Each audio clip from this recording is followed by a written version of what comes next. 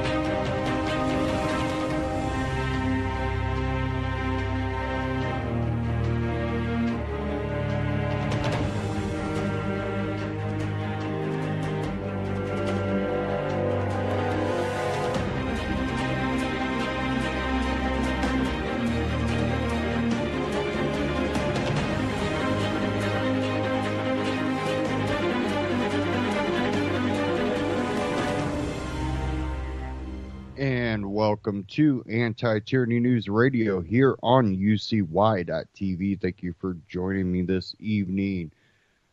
I kind of want to dive into a little bit of foreign affairs here and kind of get into some of what's going on over in the Middle East, definitely when it comes to Syria.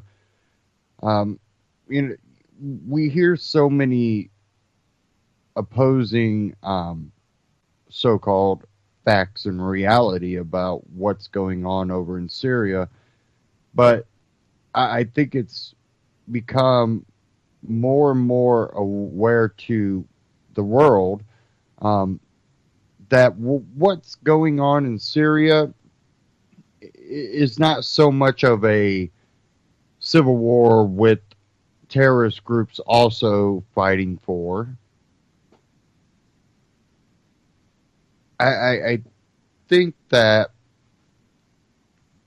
it's become clear that you really do have a terrorist group that's operating in multiple countries, something that the Kurds are fighting. And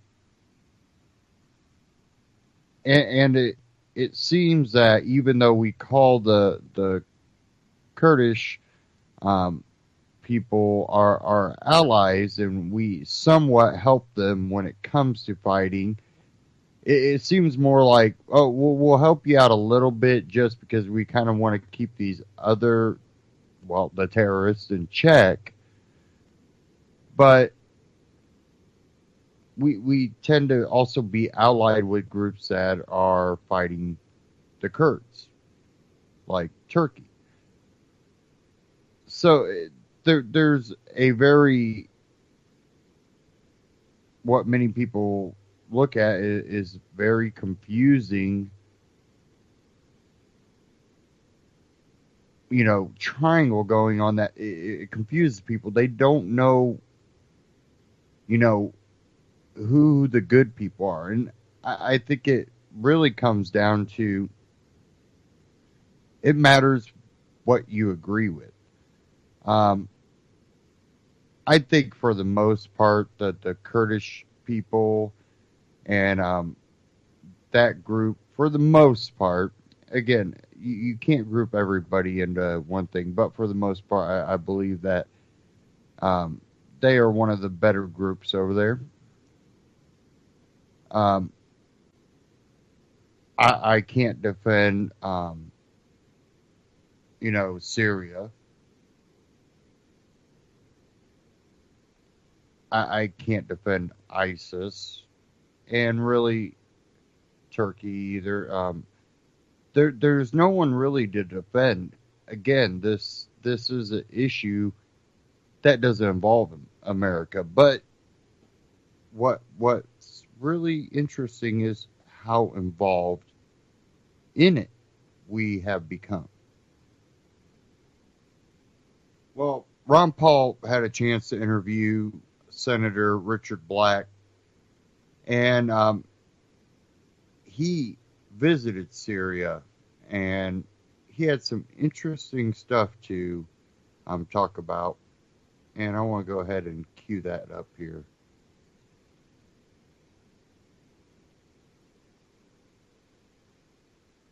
Here we go.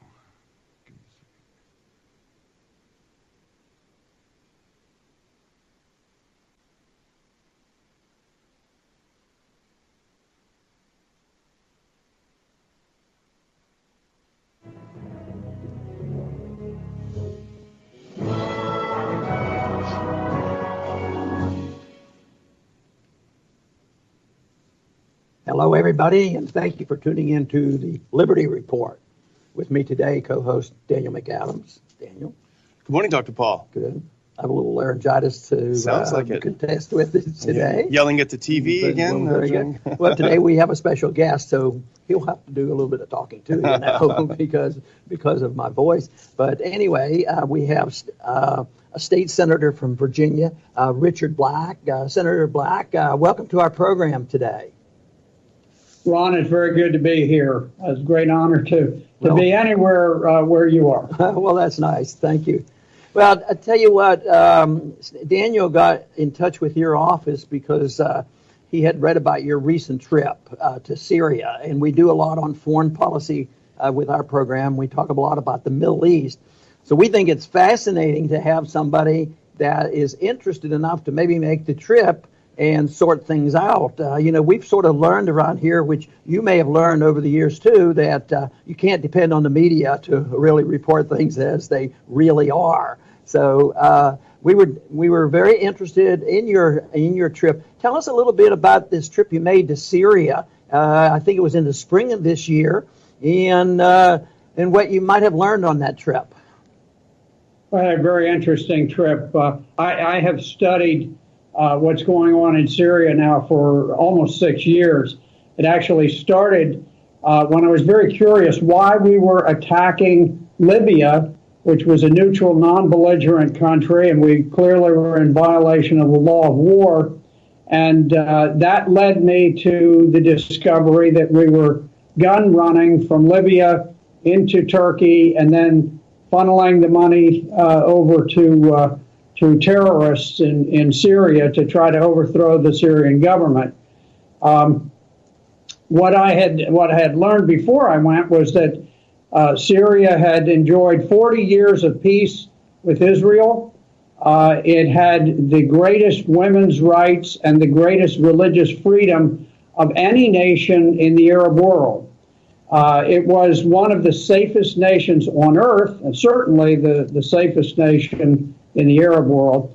And so all of this led me to begin to study very intensely, why are we attacking the nation that really should be the model for what we would hope that the Arab world would become. And so I went, I had written a letter to President Assad in 2014, and I thanked him for the very gallant rescue of the Christians along the Kalaman mountain range. There were 14 nuns being held human hostage. But anyway, all of this led to a decision to actually make a trip to Syria.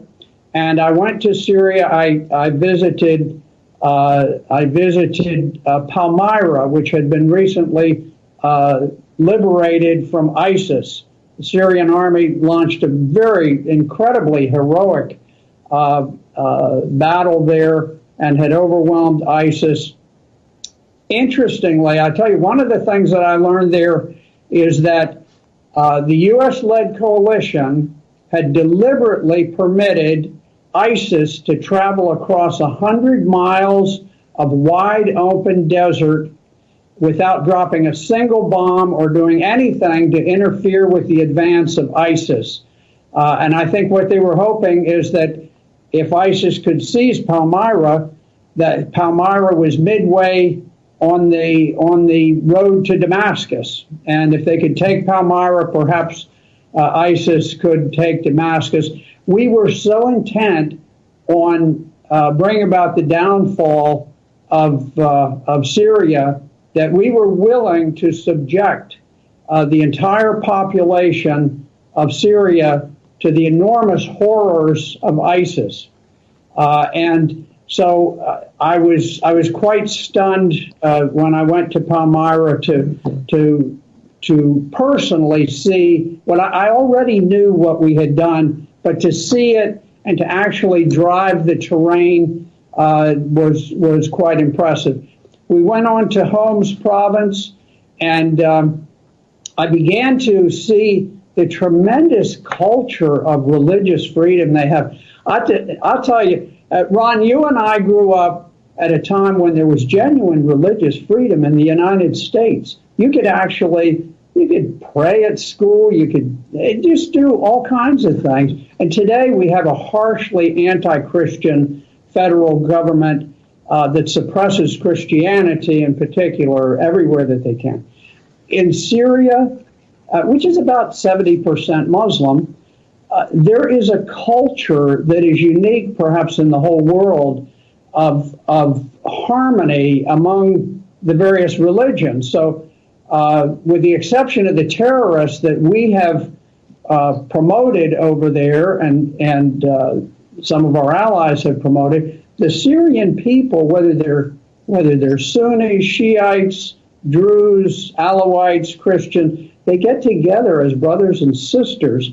And so I went to Homs, and I went to a major theater production, and I was stunned. All of a sudden, here I'm in this theater, and up on the screen there's an image of Jesus Christ dragging the cross on the way to Calvary, and Senator, when I saw a couple clips of when you came back, and one headline, they painted it. They wanted to paint you in a bad light. So the senator was over there supporting Assad. You were disloyal. That's what they're implying. But they could have just as easily said that the senator was over there supporting Christians, but that didn't come out in the newspaper. But Daniel has a question for you. Senator Black, what I found very interesting about your background and biography is it's not immediate that you would be a peacemaker going over. You were in the U.S. Marine Corps during Vietnam, a Vietnam veteran. You'd earned a Purple Heart, as I understand. You were an Army lawyer after that. Very conservative member of the Virginia State Senate. Yet when you went over there to visit Syria, the papers reported that you were singled out by ISIS and put on their enemies list. What I found was, they called you the American Crusader. What I found interesting, and Dr. Paul sort of related to it, Washington Post also put you on their enemies list for going over there and trying to sort this out, trying to make peace over there. Right. It's kind of interesting that they both have the same perspective. Well, if they want to call me the American Crusader, which ISIS does, I'll take that. I'll take that as a compliment. But it is ironic that the United States has allied itself with what I call the axis of evil: Turkey, Qatar, Saudi Arabia. You look at what's happened to Turkey. President Erdogan has crushed every institution of government and instituted an absolute dictatorship. Here is a man that we call an ally, and he says he wants to revise their constitution so that he will have the same authority that Adolf Hitler had. Here's the man who would be Adolf Hitler, and he is our great ally. He has invaded both Syria and Iraq, and he's beginning this expansionist policy. He's brought into question the Treaty of 1923, which established the line of demarcation between Turkey and Greece. So he is beginning to contemplate a move on Western Europe. I consider President Erdogan perhaps the most dangerous man on the planet today. He's very patient, but he is a very dangerous man. Then we also are allied with Qatar, and we go apoplectic about coups, and yet the king of Qatar took power when he overthrew his own father in a military coup. And then, of course, you get to Saudi Arabia, which has not one single Christian church in the entire country, and yet they are funding mosques throughout the world. And their mosques are not simply Muslim mosques, but they are Wahhabi Muslim, which is the most vile and most violent element of the Islamic faith. Saudi Arabia, where they treat women and dogs somewhat similar, because a woman and a dog are not allowed out of the house without the master's permission. And the only difference, I think, between the women and the dogs is that the woman has to be accompanied by a man, whereas I think the dog can roam free in Saudi Arabia. So the idea that somehow we're this democratic force for freedom is just so absurd. We're allied with the worst of the worst. Right. Senator, you mentioned in the 1960s, you were in the military, and I was in the military. You said in age we've overlapped a bit because I was in for 5 years during the 1960s. And although I had opinions about the war, I was not as strongly opinionated as I am now about the war. And on this particular event going on in Syria, you refer to it as unlawful, which would be very similar to when I call it unconstitutional.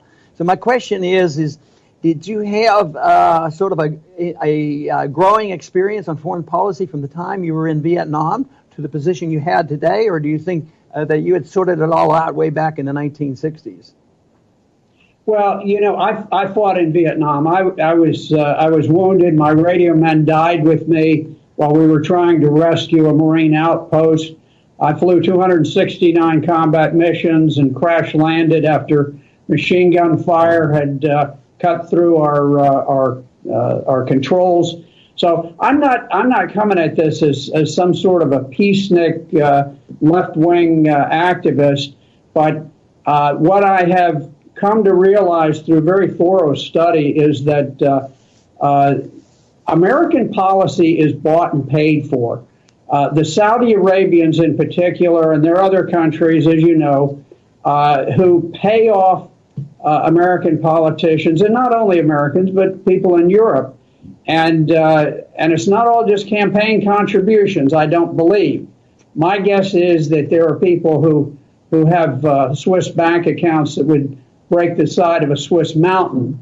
And the Saudi Arabians know that they can simply purchase American policy and employ our wonderful military. I mean, I love our military people in uniform, but they are being forced to go out and fight these wars. Typically, they're against Christians. I don't know where we're fighting against some harsh Islamic dictatorship. We take on these secular countries, whether it's Libya. We tried to overthrow Egypt, Syria. We did it with Serbia. Everywhere we go, we're taking on these countries that where we are empowering violent Islamic forces, and I think this is very, very dangerous for this country. I think it's suicidal. Mm-hmm. Okay. Senator Black, it was very interesting what you mentioned. You're not the typical left-wing peacenik, and that's one of the reasons why Dr. Paul founded the Ron Paul Institute, which I direct, is to develop a broad left-right coalition against senseless wars. And it was that great Marine Smedley Butler that realized war is a racket. It pays off for the people that are well connected. But here's something interesting. A lot of this started off in 2014 when, as you mentioned, you wrote a letter to Assad, and in the letter you mentioned if we were to after you wrote the letter, I think you quoted to the Washington Post, if we were to topple Assad, then Syria would be taken over by Al-Qaeda's allies. And at the time in 2014, it was called bizarre, how crazy this guy is. It's so dangerous. But now we're in 2016, and this has essentially been admitted by the Pentagon, by the State Department. They've confirmed that our so-called moderate rebels in Syria and al-Nusra Front, which is al-Qaeda, are hopelessly intermixed in places like Aleppo. They can't be separated. So essentially, our moderates, I mean, if you walk like a duck and talk like a duck, quack like a duck, they're fighting alongside al-Qaeda. So in a sense, what was considered bizarre two years ago is now de facto. It can't be avoided. So where do you think, the rumor is now that Washington is gearing up for some sort of action in Syria. Who knows what it will look like, but where do you see things heading, Senator? I'm not exactly sure. I think a lot will depend on the presidential election. What I'm very worried about is the incursion of Turkey. Recently, Prime Minister Erdogan alluded to the fact that back under the Ottoman Empire, that they owned Aleppo. And they have tried to take Aleppo through armed force by arming these terrorists. And this pocket in Aleppo that the media is crying about, this only amounts to about 1/8 of the population of Aleppo, and the people involved in controlling the defense for the rebels are al-Nusra, which is al-Qaeda in Syria. Al-Qaeda is the force that brought down the Twin Towers on 9/11. And so here we are giving our full diplomatic support and weight to the group that caused 3,000 Americans to die flaming deaths on 9/11. It's just bizarre. I worry very much about what Turkey is doing. I think they have their eye on carving off a major portion of Syria and incorporating it into this gradually emerging resurrection of the Ottoman Empire. And as you know, the Ottoman Empire traditionally has attacked repeatedly, century upon century, attacked into Europe. And I suspect that down the line, that this is going to be the gravest risk to Western civilization we have seen in our lifetime. Senator, you mentioned that it looks like sometimes our policy is actually looking like it's anti-Christian and not anti-ISIS. We've sort of sensed that a little bit because we do talk about ISIS getting support and weapons. It doesn't make any sense, but they seem to win. What do you think is going on there? If that's actually true, that we are so-called friendlier, at least on a short-term basis, with ISIS than we are worrying about maybe even talking about or emphasizing protection of Christians. We know that in 2013, the Joint Chiefs of Staff became so distraught about the prospect that Al-Qaeda might take Damascus that they ordered a thorough study by the Defense Intelligence Agency. This was done, and DIA rendered formal findings of fact. One of the findings of fact was that for all practical purposes, there are no moderate rebels. They do not exist. The other thing that they found is that this channel that we had established ostensibly to provide weapons to moderate rebels was being run by the Central Intelligence Agency, and they said it had evolved into a system where we supplied all rebels indiscriminately, and they explicitly mentioned that we were supplying ISIS and we were supplying Al-Qaeda. And they may have called it al-Nusra, but that is Al-Qaeda in Syria. And so this is the channel through which many of these weapons have gone. Now, when the Russians went in there with a fairly modest expeditionary force, it was enough to tip the balance of power. Had the United States stayed out at that point, just done nothing, the Syrian army would have restored order throughout the country. The war would have ended. People would be rebuilding. Refugees would be returning, and peace would be at hand.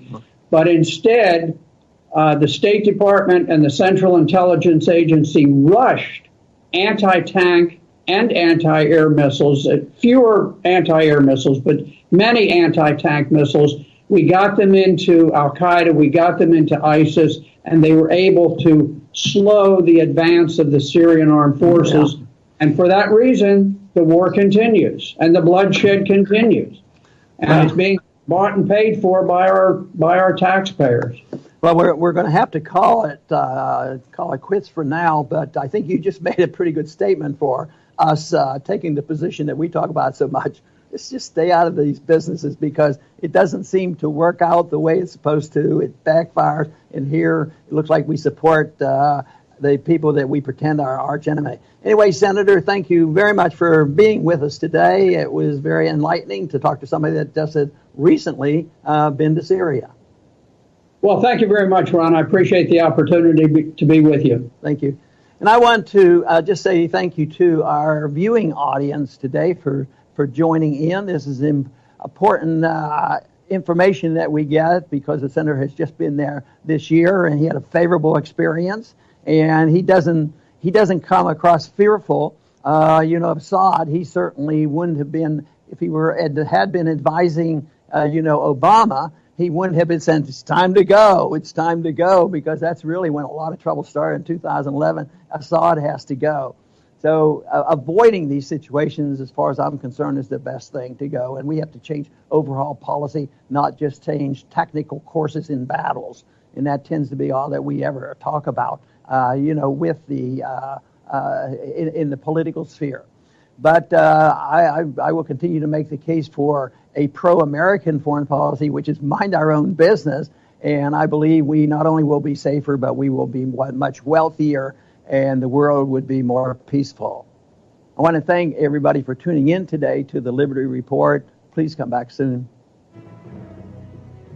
Ron Paul Liberty Report, Ron Paul Liberty Report on YouTube, and RonPaulLibertyReport.com. Check them out, subscribe. Now, when you look at Syria, it's just really a continuation of our policies in the Middle East. And it's really not what people believe it to be. You have a lot of false history that is taught. And, the false history blames the U.S., but also doesn't recognize when the Western countries were a part of the growth in a lot of the Middle Eastern areas. And it really became a political policy change with a lot of these aligning countries being the U.S. and European countries and others. And even some, like the Soviet Union at the time. But if you look at, you can go back, you can find footage of, places like Syria, Iran, and Iraq, and a lot of these other countries. And a lot of people, because we've been taught this false history that we've kept them there in the Stone Age, when actually this is more recent history, because a lot of these countries were modernized. They did wear Western clothing. A lot of it came, again, from political policy change for ideological views. Again, more false history that had been taught, that a lot of people at a certain point believe that we ruined their culture. We changed their culture. We ruined it. And, places like Egypt, when they start seeing Egypt so modernized, and they're like, no, we're ruining Egyptian culture. You don't want it. It becomes where you have people going because of really a self-interest, because, they want to go to Egypt and see Egypt as it used to be. And that also played into the false history that had been taught. And, these people, if it wasn't for our intervention over there, they would have modernized, and it's a bad thing that they modernized. And a lot of that played into these groups and these people gaining control and pushing for the what now we call the radicals or the terrorists. These groups they looked at as the people that lived kind of like we might look at Amish today. You know, they lived that older lifestyle.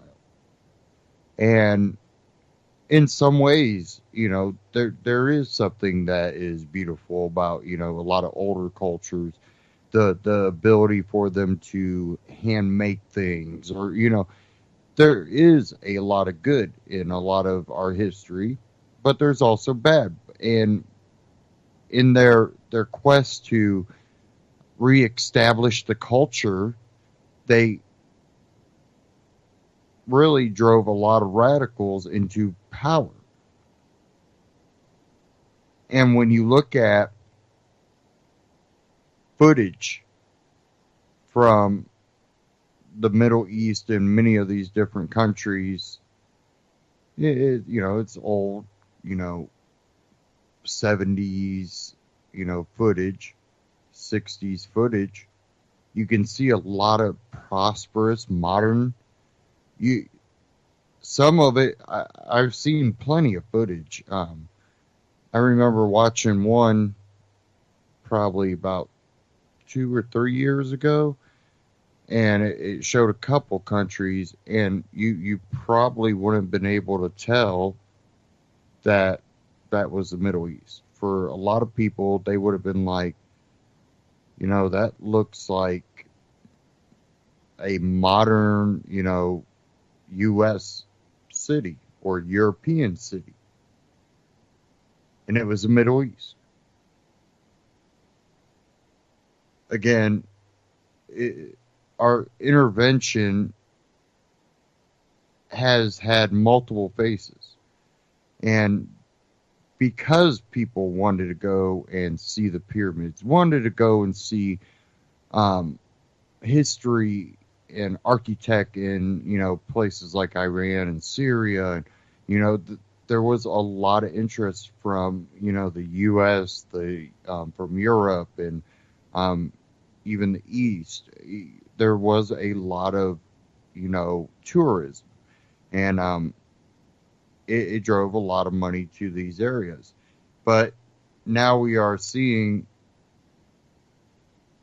the breakdown of these countries, and a lot of the faces behind why they want it are many. There's so many reasons people want to see Syria toppled. A lot of reasons why Russia doesn't want to see it toppled. But a lot of what drives it to become reality will be the people that support it, that are brainwashed, that go along with it because they believe. They believe that they believe in a principle that's just, not realizing what they do. And there's a lot of times that people will want to help. And I think there's ways to do that without allowing governments to, in a way, create these coups against other governments. It's not really a great policy to have.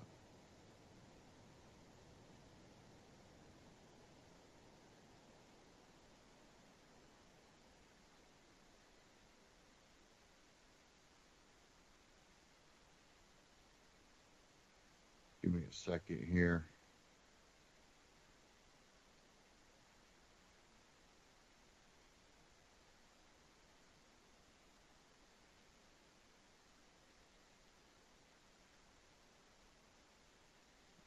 I have a little issue here again.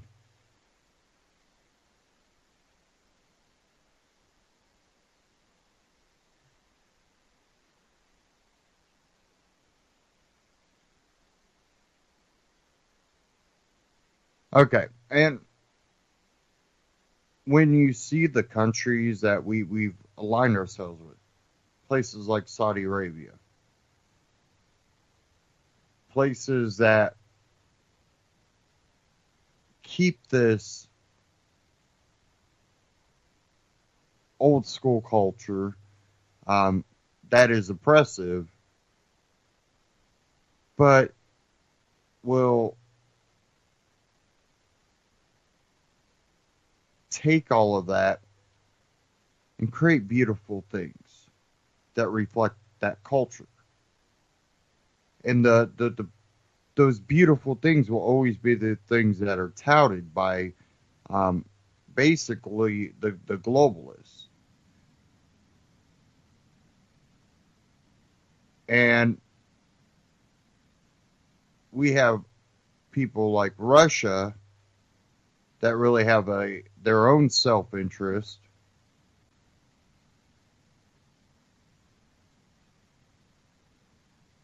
And neither one's really just. But I even though I hate to do it, I would say that running a pipeline doesn't seem as evil as what allowing ISIS and all these groups to run around the Middle East as your little thugs to try to take out Assad. But there's bad things for us as Americans if Syria remains under Assad's control. He gains control, allows Russia to put a pipeline through there, because we already know that Russia, China, they would love to take the world currency away from the U.S. when it comes to the petrodollar and put it in a new currency, which could devastate us. But again, that's a policy, and that's a policy issue we have, as well as Russia. And with this, we are, in a way, in a catch-22, but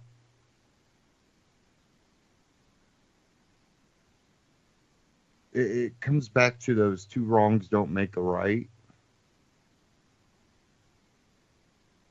And it speaks volumes that we're willing to allow innocent people to be hurt,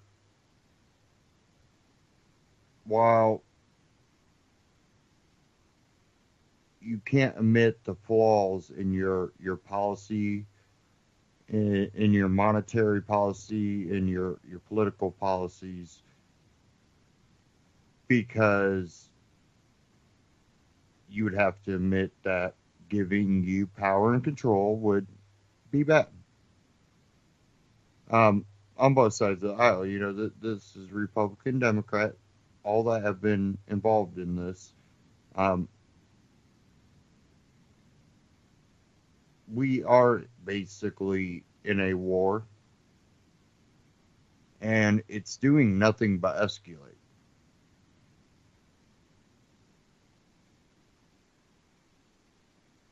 I got one short clip here from We Are Change. Why are Putin's Russian Satan nukes pointed at the U.S.?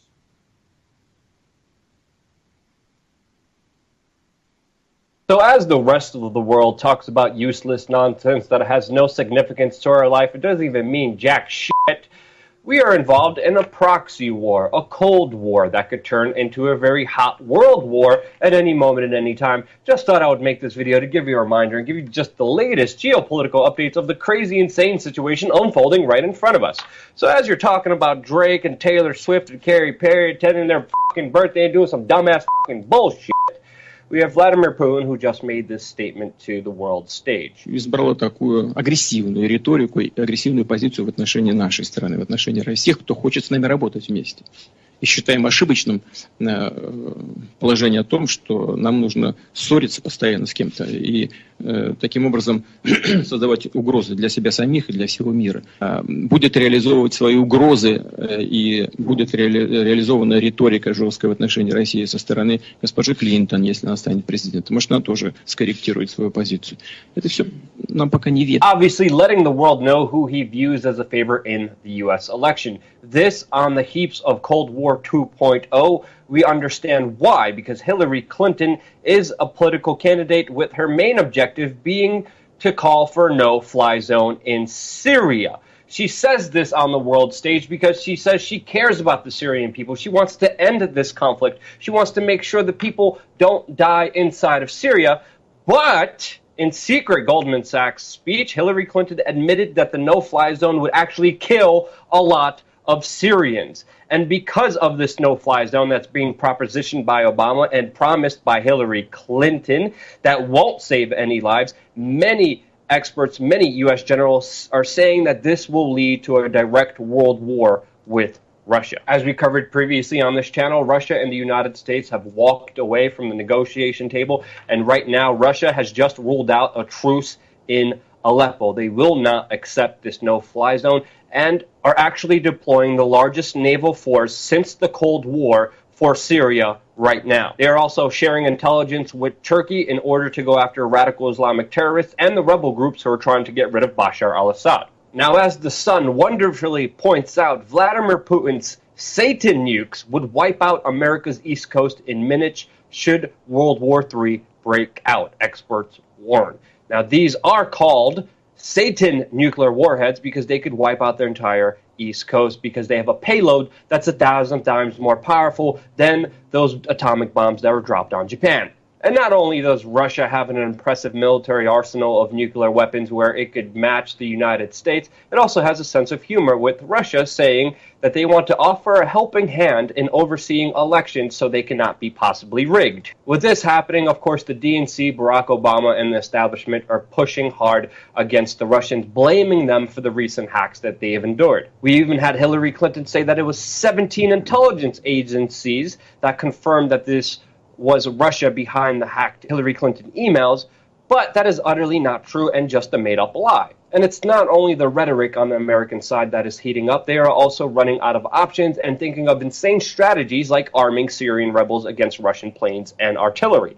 As we know, the United States, Saudi Arabia, Israel, and Turkey in the beginning of the Syrian revolution armed the rebels. Those weapons, those arms, those intelligence, that money, your taxes, actually went to a lot of radical Islamic terrorists, including al-Nusra, al-Qaeda, and ISIS. With all these options running out, NATO is actually continuing to prepare for war with Russia, and they have just sent 300 soldiers to Norway, and this is the first time in 70 years that Norway has allowed foreign troops on their soil to cooperate and work with them. As we know, Norway is very closely situated next to Russia, and obviously this will piss off the Russians even more.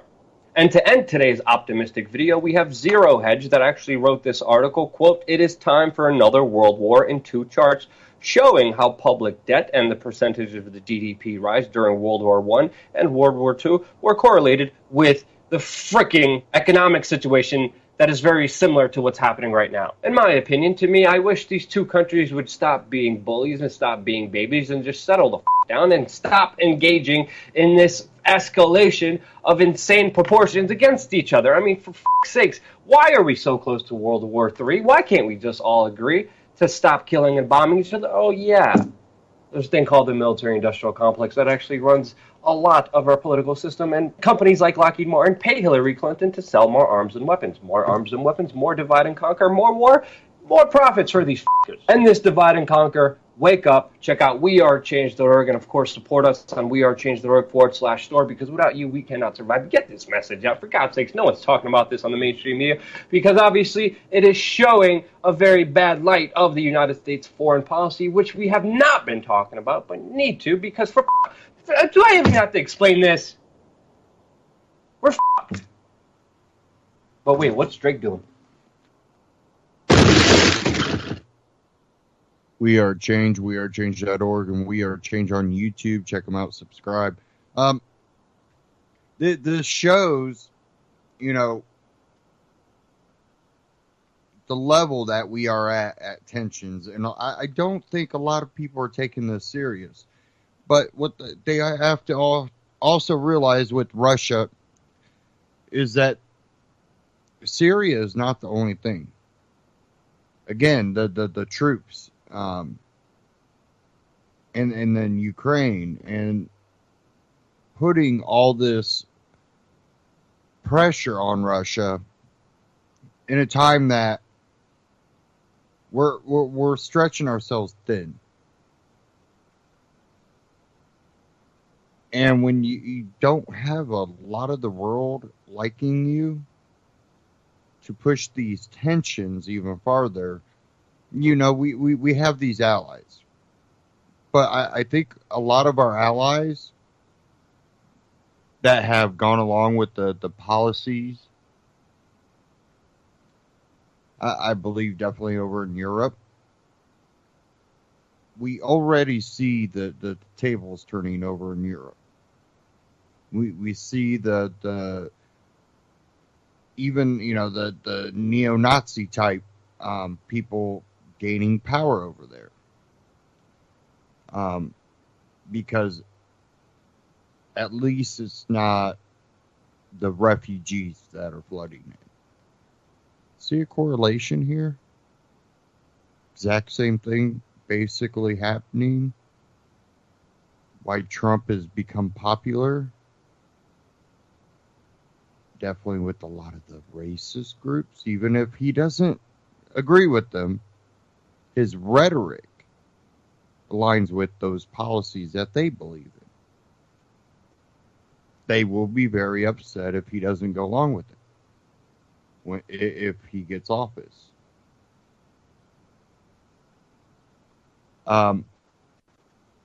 We see the rise of it over in Europe. Do you think this might help push war in the Middle East? Or will this turn around and backfire? Could this backfire on the U.S.? Because right now, what's going on in Syria, especially with ISIS, is pushing out a lot of people. Except you tend to see more of the Muslims getting accepted in rather than the Christians. Whole nother reasoning behind that, but what this potentially can do is cause these so-called allies to go, you know what?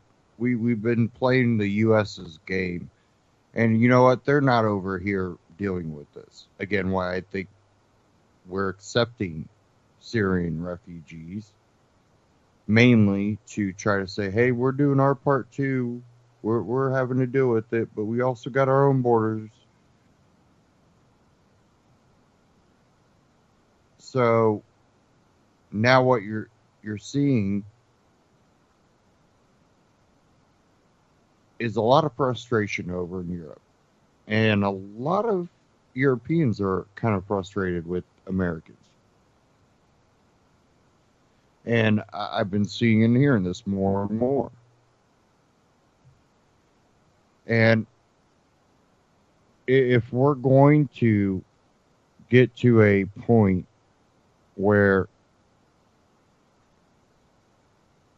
we can not become victims in this, it would be for us to stop trying to pull the strings.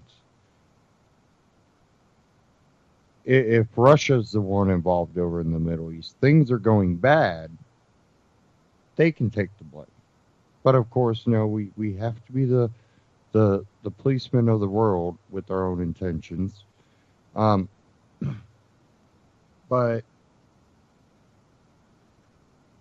I kind of want to get to this Zero Hedge article that Luke also mentioned this in his video. And according to the Zero Hedge article, everything's tending to line up perfectly to suggest we're in store for another world war.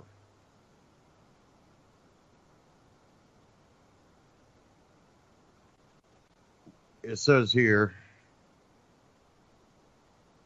with relative debt loads for the advanced economies at their highest since World War II, as the following IMF chart reveals,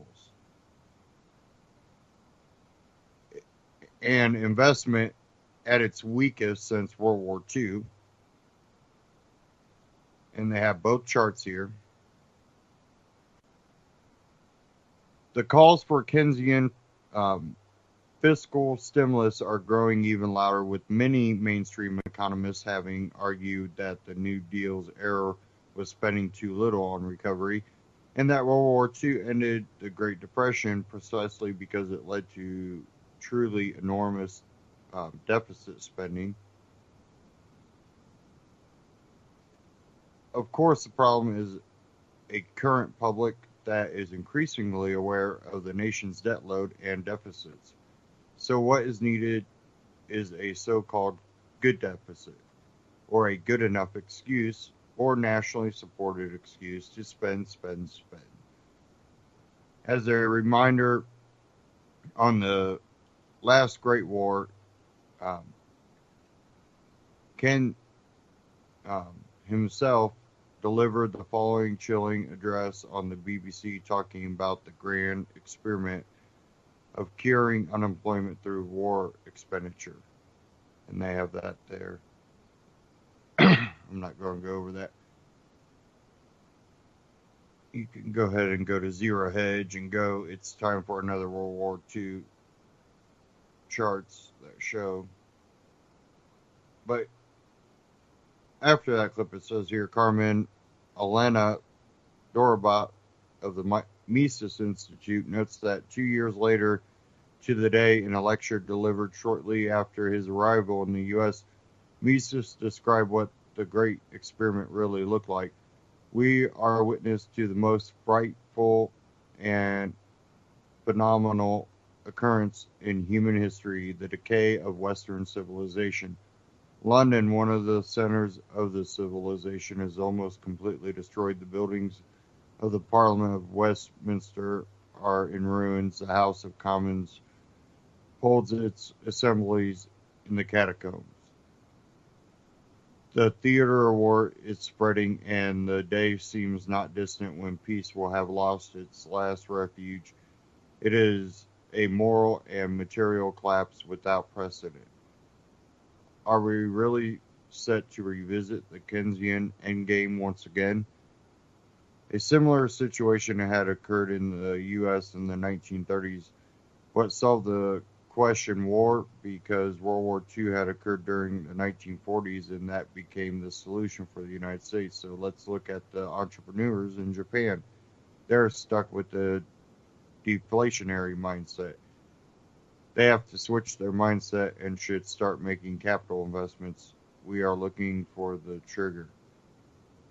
So, is that the cunning plan of the elites? Unleash World War III, tear up the global debt, spend on war, mass employment achieved to invest, rebuild after the devastation, problem solved, right?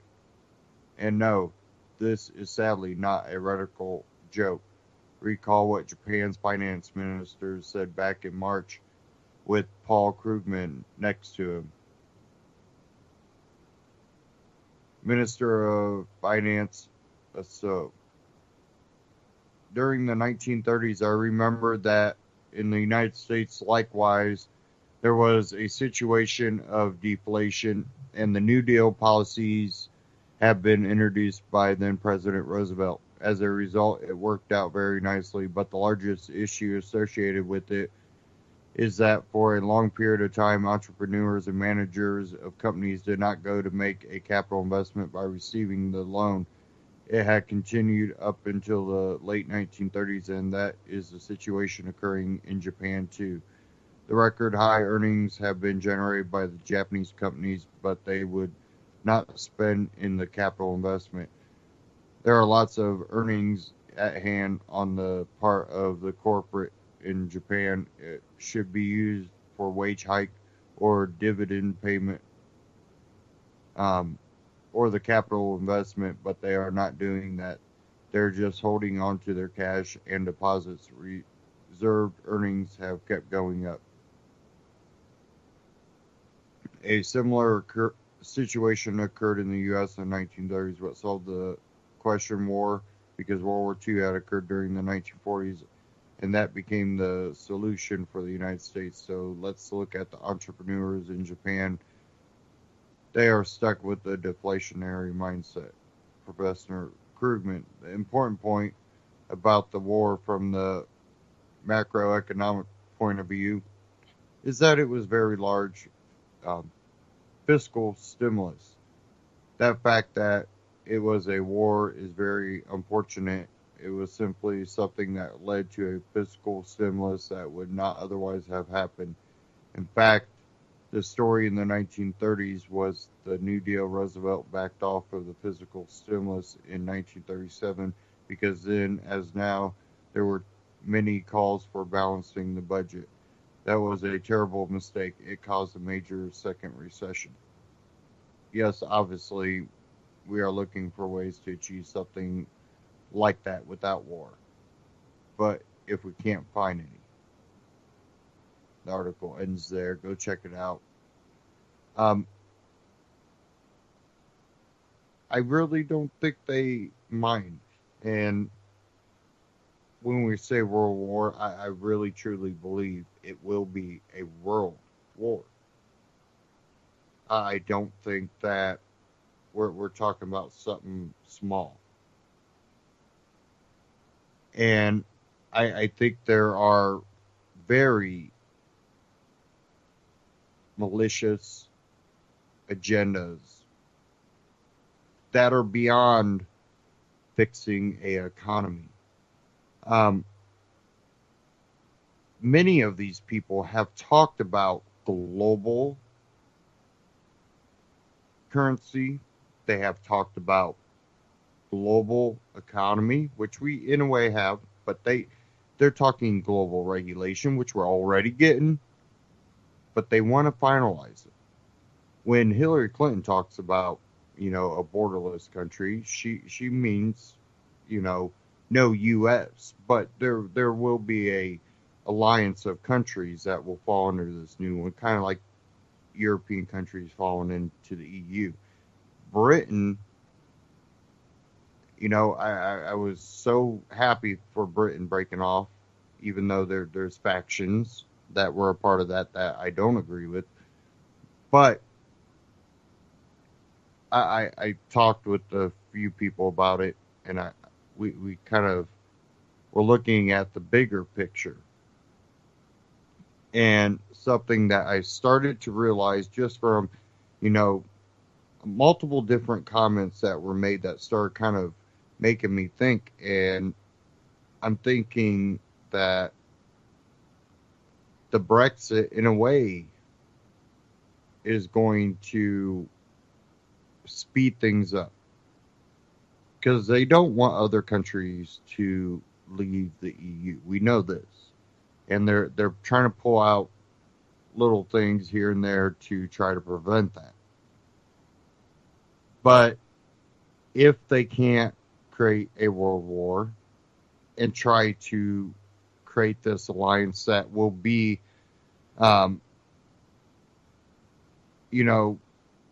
something that could have been dreamt up during the League of Nations, that could have been dreamt up during the creation of the United Nations. And it's a grander view of, I don't want to say it's a grander view of what they previously had. Because what they previously wanted to do was create a power structure that would allow each country to prosper on their own. And a lot of people don't believe that. But the creation, the original thought behind it was, if we can bully as a united group other, areas of the world, then we'll be able to, you know, keep our power. Because, Russia's big and China's big. Well, the thing is, eventually you're going to have a divided world again. And we've reached that point. And there's so many triggers right now that can start to World War III. And I think the United States is unfortunately in a situation where a lot of that trouble could be here, because we are such a divided country, divided people, culture, religion. There's so much division and anger and hate going on right now. Things can be triggered here. We might have a big military, but if we don't have a country that would ever be willing to unite to defend ourselves, we could run into issues. And the problem is even if the war started by us, it could be brought to your doorstep. And at the end of the day, you want to defend yourself, your community, your country, your people.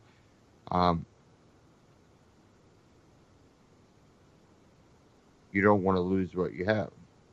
Again, back to catch-22s. You're damned if you do, damned if you don't. But I think a lot of moral compass will play in that, where are you being a offensive type person, or you're being a defensive type person? People that are willing to stand up for principles and ideology, willing to defend themselves, but not cause more of a problem.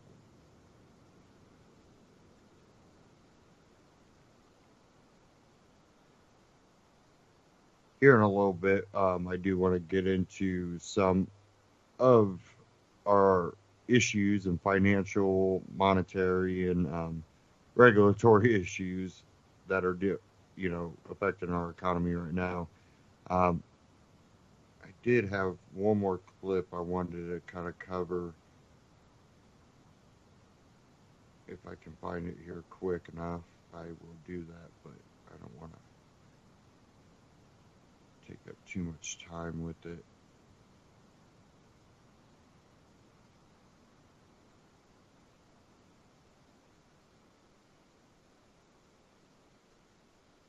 Give me a second here. Sorry.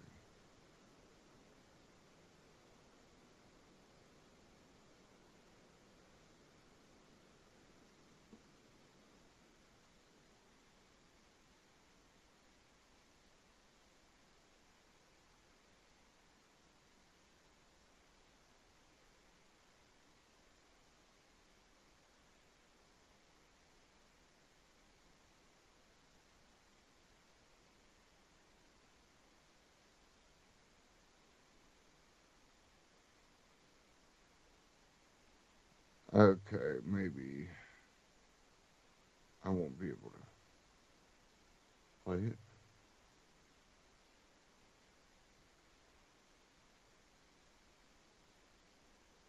Let me try one more time, and if I can't get it, we're not going to worry about it.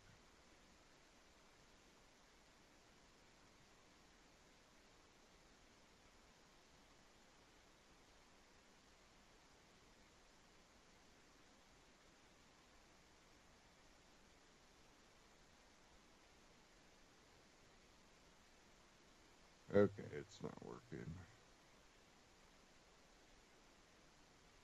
Just wants to keep loading.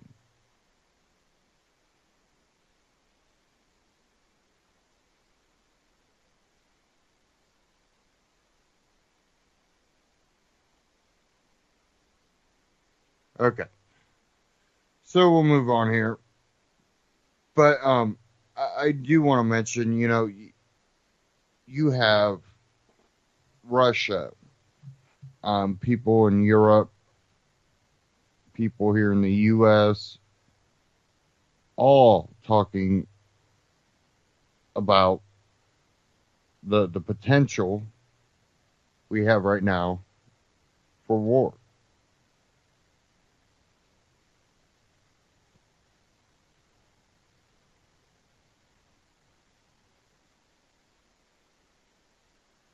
And when Trump said Hillary's foreign policy over in Syria could lead to a world war, I think that's true, but I don't know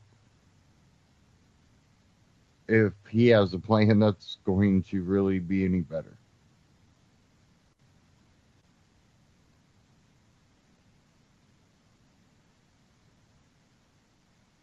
Now,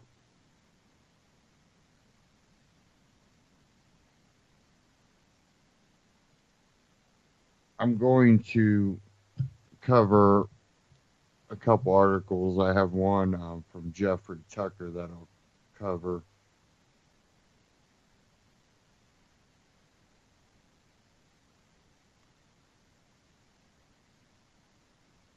And, right now, if you're not, saving wealth back in some sort of way.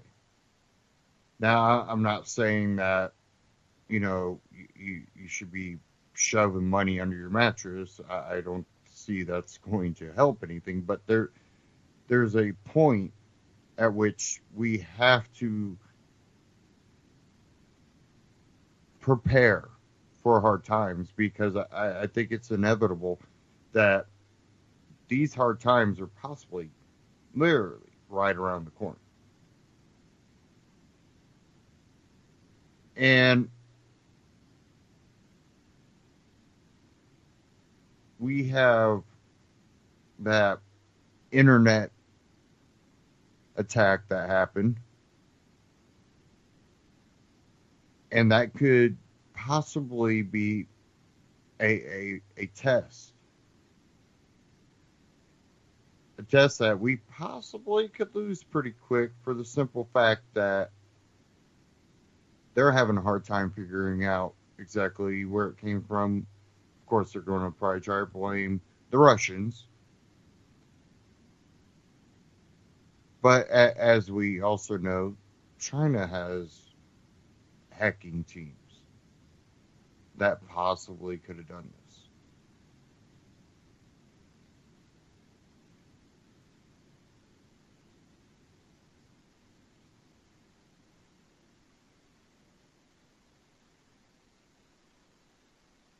And again, my browser does not want to load right.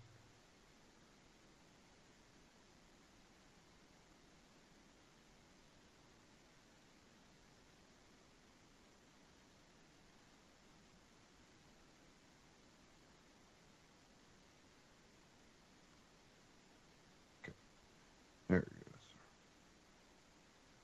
Having a lot of issues with my browser lately.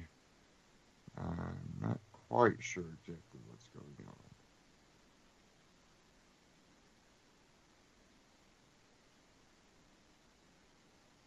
Okay. We do have it back though, so we should be good. Okay, I want to cover this article again from Jeffrey Tucker. And we already know how Obamacare is affecting a lot of workplace where people are now, that were previously considered part-time, they might have not got benefits, but they were able to work, 30 hours, 32 hours, and make decent money. Definitely, maybe servers and waitresses and waiters that were making tips. They could work enough hours that they made a decent amount of money. Maybe no benefits, but a decent amount of money. and you'd be surprised what some of those people can make. Um, Having hours cut back to 20, 25 hours a week, maybe 26, 27. The rule didn't all of a sudden give them benefits. It cut their pay.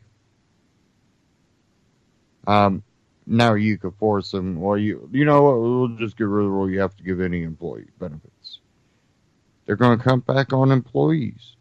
Now there's going to be people not making any money. Again, government intervention doesn't usually help the issue out. And it tends to cripple people because let's say the waiter and waitress might have not been getting benefits. But what if that paycheck was putting them through college? So they could get a job making 3 times, 4 times, 5 times as much as they're making now with full benefits. Well, this from Jeffrey Tucker. This went out at fee.org, Foundation for Economic Education. Obama's overtime rules will cripple the young and ambitious. And this was written on June 4th of this year. And this is really important to understand how a lot of this is going to affect society. You see all this anger and hatred and this give us free stuff because we can't produce. And I've talked about this before. We have adults filling positions that were previously high school students. High school students now, and I've had a lot of friends that watching their kids grow up, now they're young adults getting jobs that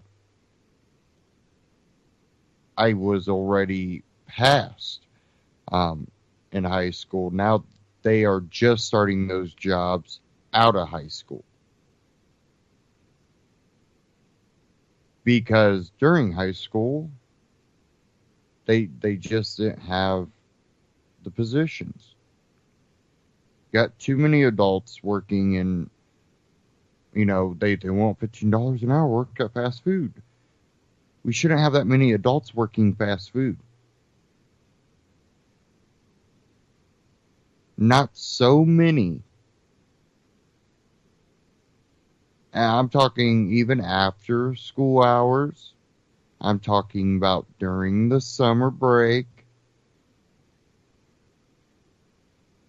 Maybe 1 to 2 young people at each store or every other store. Compared to when I was in high school and during the summer, you had maybe 1 older manager, a younger, probably in their 20s, assistant manager, and a whole bunch of younger people hustling, working, getting that experience. Well, this article, I'll get to this. It's Saturday evening. Are you working? It's legal for now. Next year, this time, meaning June of 2017, by that time, it will be illegal unless you're doing your employer, or you ding your employer for overtime pay. If your employer doesn't agree to shell out, grab that clicker and watch some Netflix. Mandatory goofing off is your new way of life. The Department of Labor, with no debate or legislation, but rather through regulatory fiat, plans to impose a rule that will cause deep injury to millions of workers. It will mandate that time and a half pay be dramatically expanded to cover people who barely manage to escape such rules. It will apply to income as high as 47.4 thousand per year and be applicable to both wages and salaries.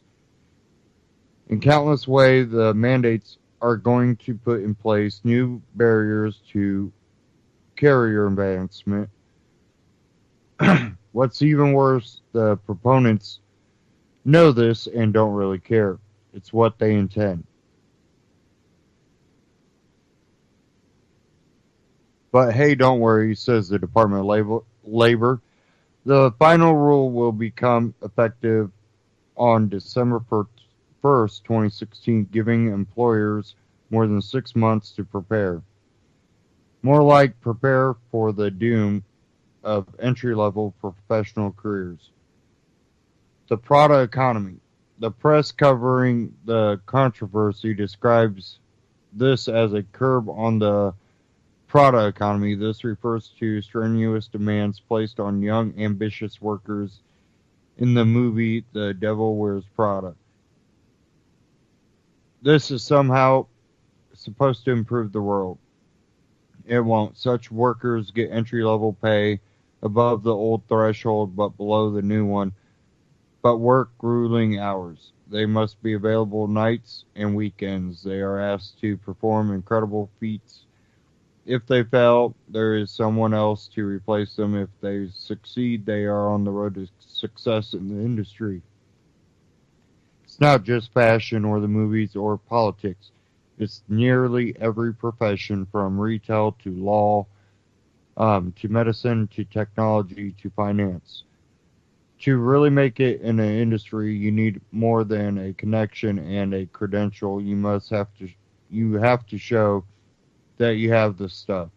You need to demonstrate your personal commitment, and you will typically be tasked to show this while living on a low salary. Not so low as to qualify for overtime, but not um, high either. This exemption from overtime rules is what makes the product economy work. It permits workers to strut their stuff without imposing new financial burdens on employers. This is what new rules would abolish. Is this just some random cruelty that bosses put their workers through? Not at all. There's a method to the madness. The employee needs to um, onboard quickly to get to know the business and the firm. There's so much to learn in so many areas of the business. To start in such positions and work your way up is how you gain the necessary knowledge to exercise more responsibility later. There is also a matter of what used to be called the worth ethic. Um, it's surprised how many people tend to underestimate their own potential to be productive. Maybe it is just human nature to be comfortable and slip into lazy routines. Real success requires that you break free from that habit. You need to test yourself and discover that you are capable of more. You do this at the start of your career and you develop new habits. You see your productive potential in a different way. You do things you never thought possible. Your work becomes a life mission. Your life becomes more fulfilling.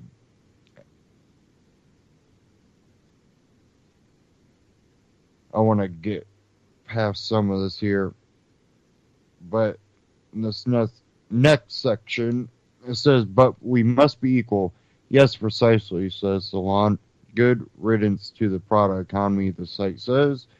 If it takes a low-paying, schedule-devouring job to enter politics, the movies, publishing, or anything else, the only people who can enter those fields will be people with considerable financial resources. This would just be a footnote if our culture and our politics weren't fairly important spheres of American life.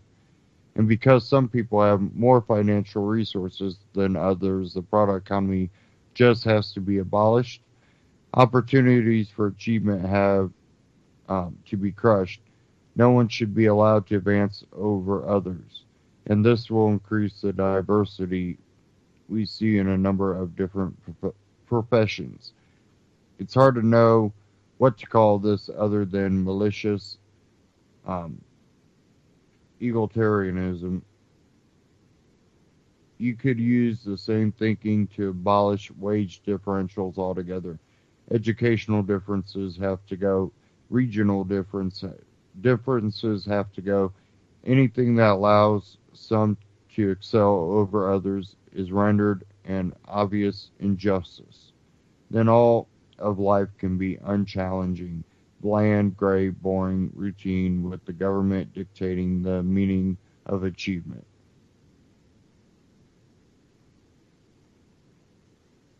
In the final section, it says disemployment is the point.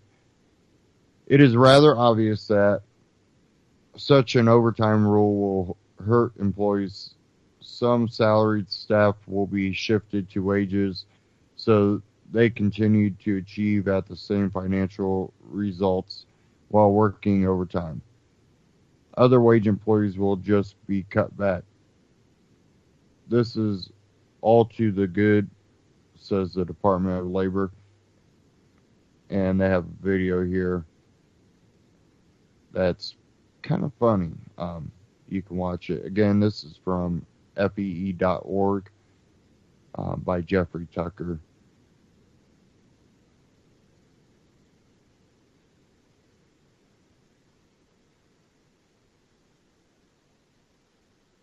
It says here, so what people actually do, they will take a second job or become Uber drivers until that is made illegal too. Then the government will have to monitor half the workforce to make sure you aren't trying too hard to become excellent, since that would be contrary to the goal of an unified population in which no one is better than anyone else. There are other terrible results. It will make it harder to be a parent and a worker. It will intensify the problem of job loss. There is also a strange materialism implied by the rules, as if the whole point of working is the immediate paycheck you receive and not the experience you get, the network you grow, and the personal capital you build. Few are saying what this really is a violation of human rights, since one of those rights surely includes the freedom to strike employment deals that are in your own self-interest. Finally, there is something gravely rotten about the rule that will ruin so many lives that come into effect just weeks before a president leaves office. Just as he washes his hands clean of the whole thing, his killing of the product economy will stunt many careers. Where he's still in office when that happened, the public would see that the pro-labor emperor wears no clothes, the devil wears nothing. And again, this will come into effect at the end of this year.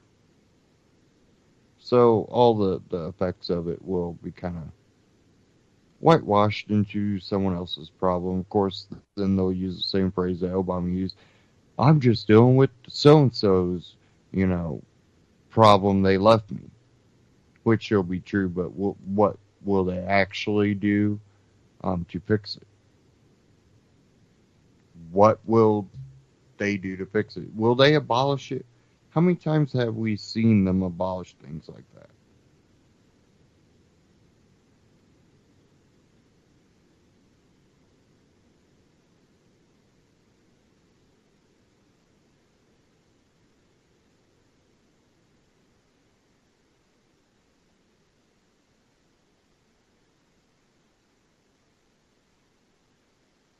Okay, I do want to cover something. Gotta try to figure out how long it was.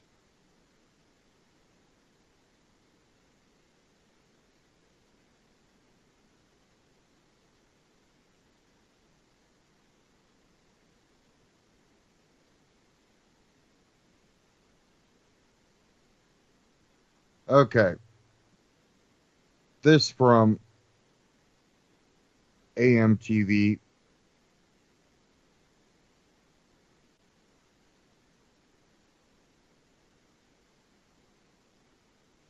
And I'm going to play part of it. I can't play the whole thing.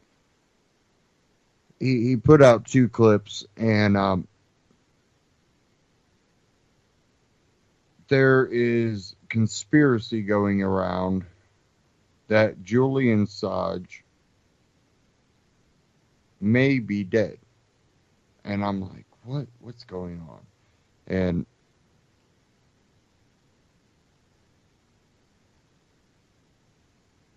sorry.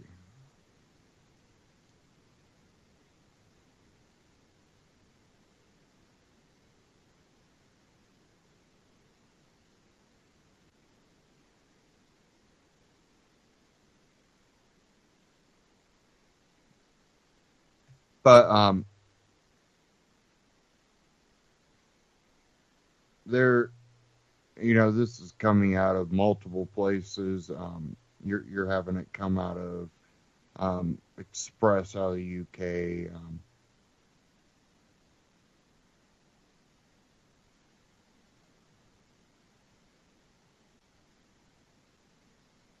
What else was it coming out?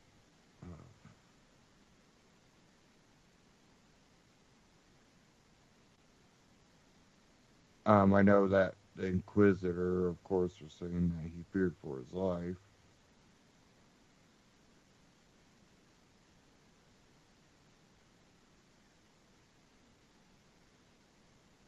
But AMTV put out this clip. I'm going to play this real quick. Again, I'm not going to play the whole thing because it is a little bit long, but we've seen all these emails popping up, and then we also heard that internet had been cut to Julian Assange, but we're still getting leaks out from WikiLeaks. And a lot of people believe that's because a possible dead man switch had been activated. And AMTV has made this, but now we have people claiming they want proof of life, including Christopher Green. Now, I don't know what's going on, but we do have a lot of people going, no one has seen him. We have the reports of the internet being cut. And I believe that if he thinks that, they're cutting the internet, they're doing weird things, maybe he is being, very fearful. Maybe he doesn't want to come to the window and let you see him. He's kind of been living in fear of his life. So I don't believe that he's dead. But I could be wrong.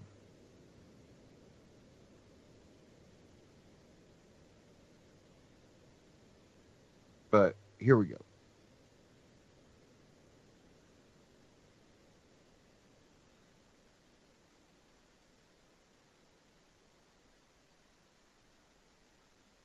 Maybe.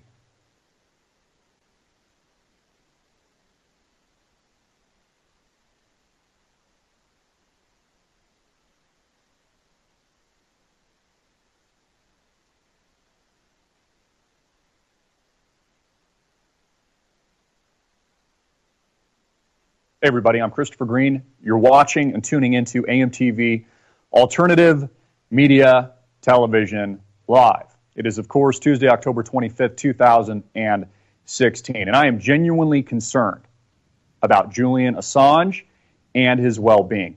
I am genuinely concerned And it seems like this story is just escaping even the alternative media.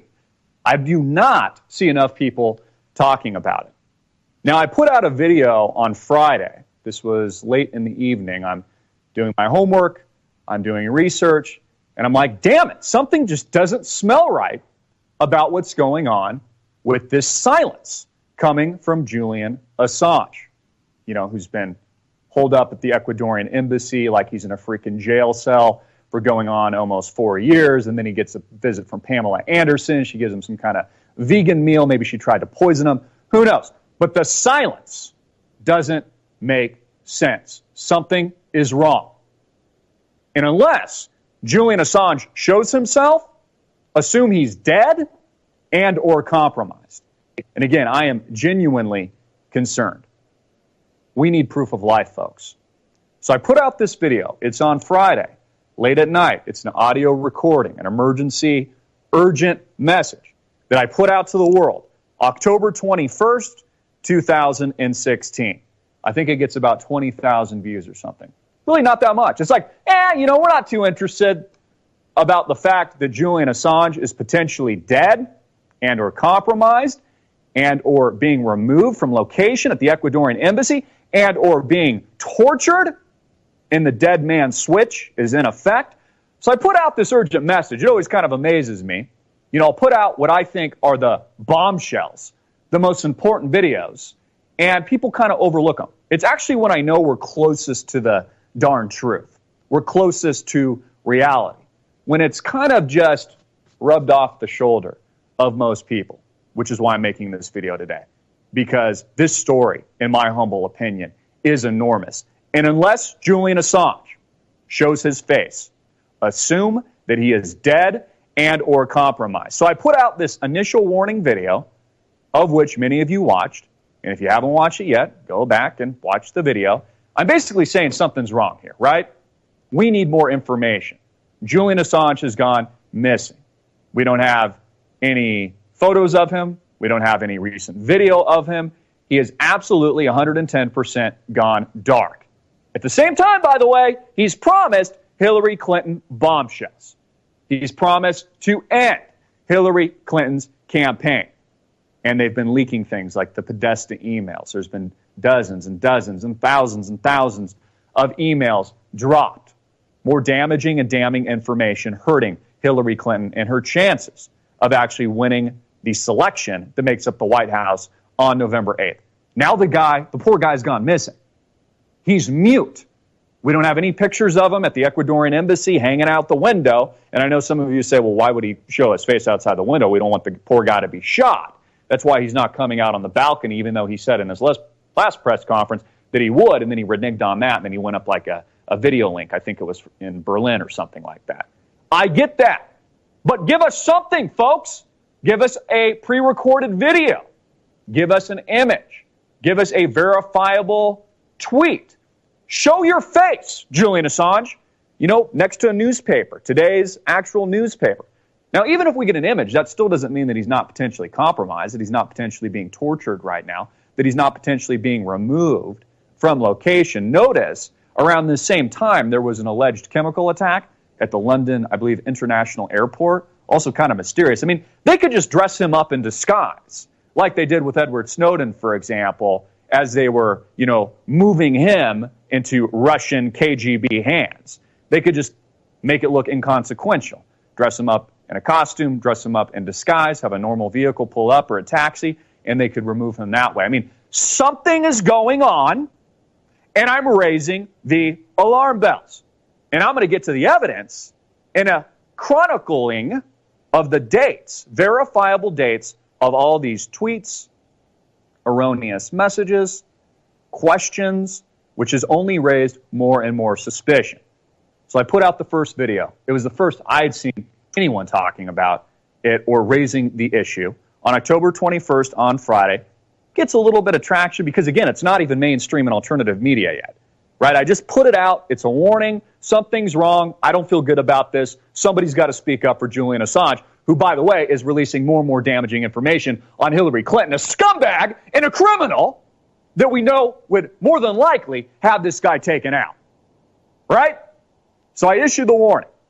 The following day, WikiLeaks tweets.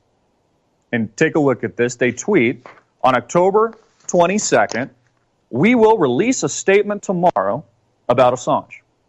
Our editor is safe and still in full command despite reduced communications with staff." Great, prove it.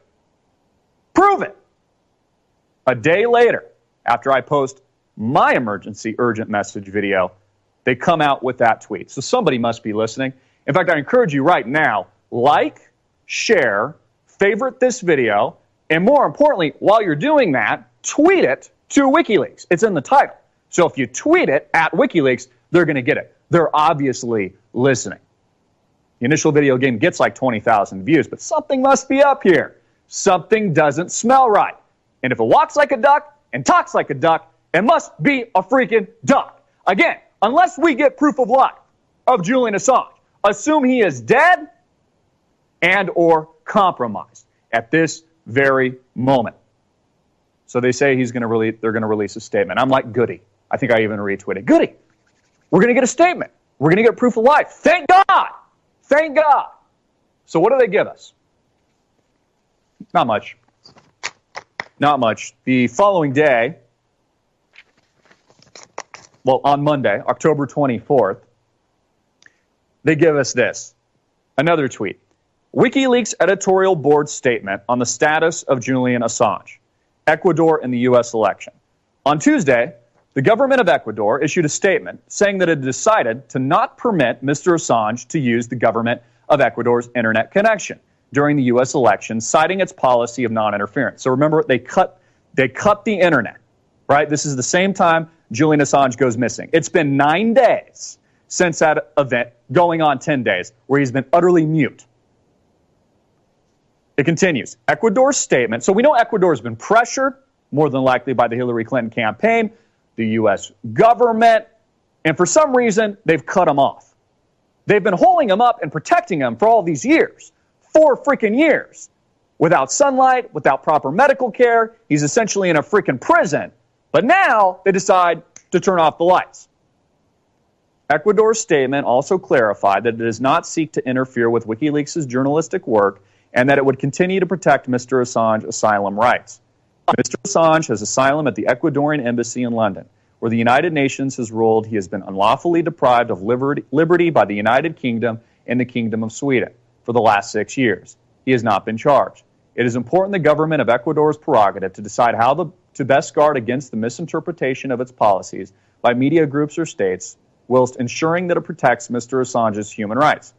WikiLeaks is a global, high-volume publisher that publishes on average 1 million documents and associated analyses a year. WikiLeaks publishes its journalistic work from large data centers based in France, Germany, the Netherlands, and Norway, among others. I'm going to continue because all of this is important. Most WikiLeaks staff and lawyers reside in the EU or the US and have not been disrupted.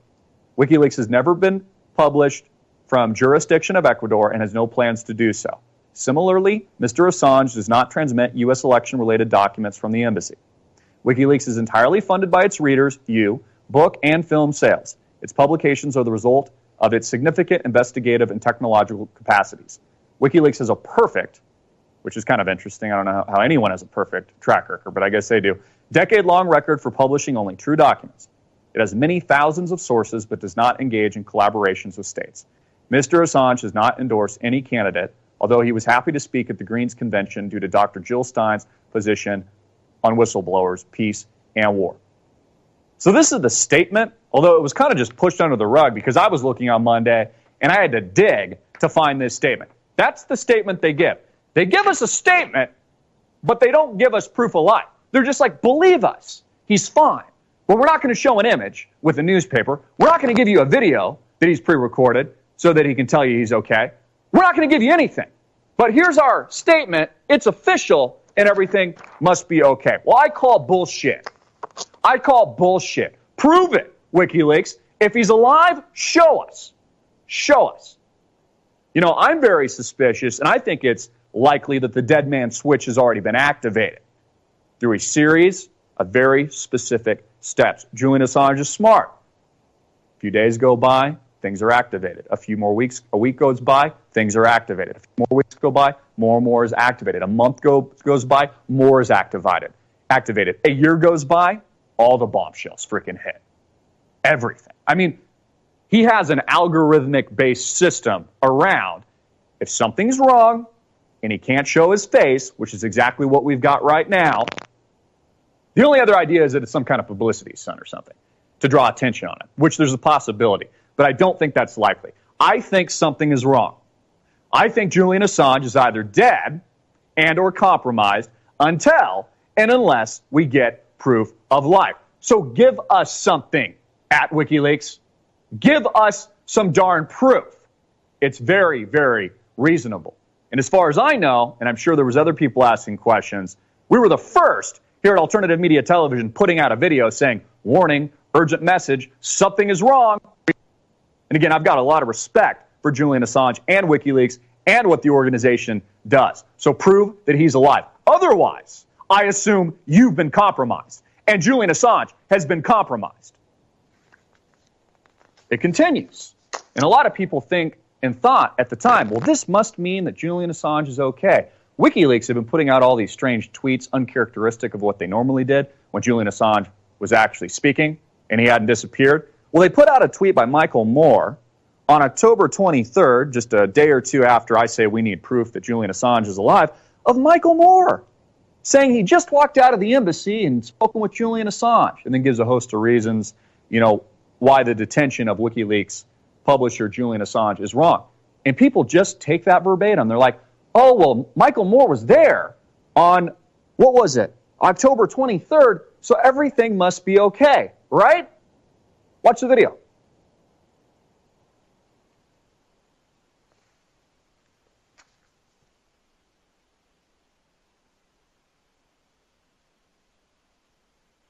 Hi, this is Michael Moore. I'm standing here outside the Ecuadorian embassy, where inside Julian Assange has been under siege, seeking asylum for nearly 4 years now. It'll be 4 years next week. And I just came out from visiting him for a couple of hours, and I have to say, this is absolute madness that this individual who was responsible for informing us, the American people, of the lies that our government told us, things we never would have known had not WikiLeaks put the truth out there. And he has been he's been holed up in this embassy here. This is not an apartment building. This is a tiny little office on one little part of this one floor in this building. And it's just wrong. It's shameful. We're Americans. We don't believe in captivity of anyone, right? Without charges or trial. Or the man hasn't been charged with anything. He can't come out of here because if he does, the UK, or if he goes back to Sweden, they're going to deport him to the US. And okay, so everything must be okay, right? Right? I mean, we've got a post here, courtesy of WikiLeaks, giving us alleged proof of life, even though they won't show his face, and it was posted on October 23rd. Everything must be okay. Did Michael Moore not just say he met with Julian Assange? Wrong. Just a little basic investigative homework first thought popped in my mind. When was this video recorded? Was it actually recorded on October 23rd? Or could it potentially have been recorded at a different time, but made to look like it was happening on October 23rd? I mean, this is really basic investigative journalism here. So all I do is I go to Fat Ass Michael Moore's fan page on Facebook over at MMFlint, and pull up his recent videos, and specifically that video, and check the date. And guess what I find, folks? A different date. His original video was posted on June 9th. Months ago. Let me repeat that. Months ago. June 9th. He didn't just run into Julian Assange on October 23rd and make that video, as is WikiLeaks made it appear. Show a picture with the newspaper. Show a video. Give us something. Otherwise, assume J.A., Julian Assange, is dead and or compromised. Another tweet. WikiLeaks, October 23rd. They continue. Thousands keep demanding Assange proof of life. Not unreasonable. He's in a tough spot and is WikiLeaks' best-known validator. Preference? They do a poll. What would you like to see? We can give you a picture, they say. They can give you a video, a statement by his lawyers, and or an appearance at a window. So they specifically address the questions I'm asking right now and give us just a lousy poll. Zero evidence, zero concrete proof, but a poll. And they don't tell us anything about when that original video by Michael Moore, Mr. Fat Ass himself, was taken, right? They don't mention that at all. They just make it look, because they know most of you won't look and check the dates. Just basic investigative journalism. When the poll was conducted, and I actually voted on it, I voted for video. That's probably the best proof of life, although he could still be compromised. I mean, they could just have him fake a video or something. I mean, here's a camera. We're going to kill you unless you make a video and say everything's okay and try to put a fake smile on. I think actually Julian Assange is smarter than that, though. If they put him on camera, he would have some kind of sign or have some kind of way to communicate with the decentralized network that makes up WikiLeaks to let them know that he's been compromised. Same thing with the dead man switch. I mean, if he was really being tortured, he probably has a series of steps where he would leak out, you know, the first series of documents, which maybe was a warning, and then he would leak out another set and another set. There's probably stages to all this. 51% say they would like to see a video. 8% say they'd like to see a picture. 6% say statement by his lawyers. And 35% say an appearance at the window. And it's just unbelievable. That's all we get. Totally lousy, zero proof of life. In addition to that, strangely enough, and mysteriously enough, Gavin McFadden, beloved WikiLeaks director and mentor to many investigative journalists, suddenly dies. He croaks. Maybe he shot himself in the back of the head multiple times. He winds up dead. Also on October 22nd, a day after I start asking these questions. Here's a photo with McFadden with Julian Assange. This is Gavin McFadden, beloved WikiLeaks director and mentor to many investigative journalists who died yesterday. So this guy dies, which could be another signal or sign that something is wrong. Another tweet. Gavin McFadden, beloved director of WikiLeaks, this was the original one, now takes his fists in his fight to battle God. Sock it to him forever, Gavin. J.A. It's as if J.A. is actually, commenting on this. So he dies. Julian Assange, there's no proof of life, and one of their higher-ups croaks. I did look into some basic research here on Gavin, just who he was, where he was born, how old he was when he died. He's dead at 76. So he was a little bit older. It's not like he was 50 or something where it'd be like, how would you just suddenly, die at, 50 years old? He was 76, winds up dead. More conspiracy, more suspicion, more mystery. Another tweet. This was the original tweet put out since Julian Assange has gone missing, which has been a total of 9 days. This is going to be the last since his internet was cut. More than likely pressured by the Hillary Clinton rotten, scumbag, criminal campaign, crime family. Julian Assange's internet link has been intentionally severed by a state party. This is from WikiLeaks. We have activated the appropriate contingency plans. This was originally documented and tweeted October 16th at 10:33 p.m. It was retweeted 42,000 times, liked 46,000 times. They say Julian Assange's internet link has been intentionally severed by a state party. I wonder who that is. I wonder who would have motive to do that. Hillary Clinton, Hillary Clinton, Hillary Clinton, Hillary Clinton. We have activated the appropriate contingency plans. Since then, Julian Assange has been completely missing. Zero proof that he's alive. Zero proof that he hasn't been compromised.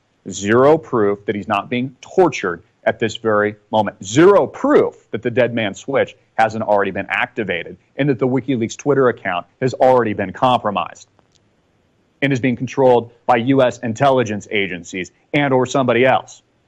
Again, until you prove that Julian Assange is alive through at least one of the bullshit survey items that you gave us, WikiLeaks, we assume he's dead. We assume that the proper contingency plans are moving forward and the dead man switch has been activated. You know, if I was Julian Assange, I would want someone speaking up for me, raising the alarm bells, asking very basic, legitimate questions. Give us proof of life. Also, on Friday, a report that we did, WikiLeaks put out, very strangely, this is when the internet blackout occurred, and much of the East Coast, and a rolling wave of blackouts, moved from east to west across the United States, knocking out internet through a DDoS or DDoS attack, hitting parts like Texas, moving all the way to the West Coast, Silicon Valley, and the western northern seaboard of the United States of America. They put out this strange tweet. Mr. Assange is still alive, and WikiLeaks is still publishing. We ask supporters to stop taking down the U.S. internet. You proved your point. They say right there that their supporters are the ones that have taken down the internet. Very strange. Donald Trump even actually weighs in on this. He says, wow, at WikiLeaks admits its supporters are engaged in anti-American cyber terrorism. Actually, that's pretty funny. I just noticed that's a fake account. It says real Donald Trump. So that's bullshit. Again, just basic journalism, basic fact checking. So ignore that tweet there, which is the highest ranking, one of the highest ranking tweets on this. Why would WikiLeaks suggest it's JA, Julian Assange, and WikiLeaks supporters that would bring down the internet? Very, very strange. Again, folks, proof of life. I'm going live. This is live right now, October 25th, Tuesday. It's Christopher Green, AMTV. Now, I think there is some credibility to a lot of what he talks about there. Because they did kind of tap dance around it, and you can go to their Twitter and see it clearly that, you know, they have, you know, brought the issue up, and it was just pretty interesting how it seemed that they tapped around it.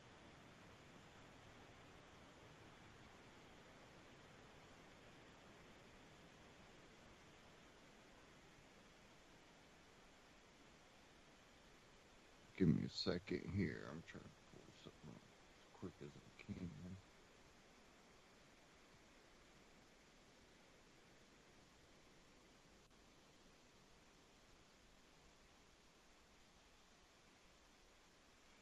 Now, he did have a video link news conference. Once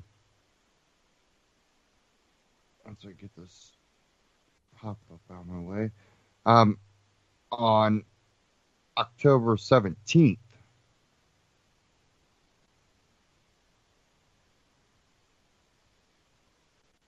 Hold on.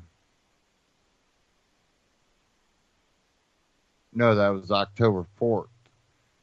And I believe that was the last video, I want to say, that came out. So, we have a lot of controversy. It surprises me that they haven't came out and been like, you know, Assange hasn't come out and been like, "Hey, I'm cool. Let's just focus on the emails." Because you would think he would be like, okay, I'm here. See, I'm here. Now let's go ahead and focus on these dumps we've been doing. Kind of take it off of that. But they're not. They really aren't. And it's going to be interesting. But I think a broader picture is most people, a lot of people, they are now at a point that they don't trust anybody. Groups like Assange really show that, people that gain absolute power rule absolutely. And in a way, it's also causing a breakdown, a total breakdown of our society right now.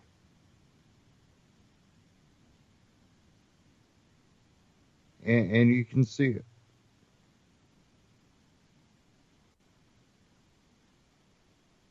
If we're going to move forward, I think things like physical books and, the prepping that you do. Many people, I hope, that listen to me are preppers. At some extent, you don't have to go all out, but at least take some measures to prep, because I really think that we're looking at a new era in the way that many former wars have shaped countries, positive and negative. I think we're headed towards that. And I think Americans as individuals have to reestablish that belief in freedom and breaking the bonds and chains, because we've slowly lost our freedom, and we're getting to a point that you have very little freedom left to lose. And once they have enough of the world with their hands tied behind their back, then they have their world order, rather than a true free society without borders, which we didn't always have a big, strong border along Mexico. You could trade freely. People forget that's actually helped cause economic troubles. Go ahead and stay tuned here on UCY.tv. Great broadcast coming up after this. Don't forget to go to UCY.tv. Scroll down on the bottom, click that Amazon button. Shop Amazon through UCY, and they get a little kickback, help cover operating costs on their end. And Amagi Metals, antityrannynews.com/metal. Takes the Amagi Metals, same great deals, and we get a little kickback. Stay tuned.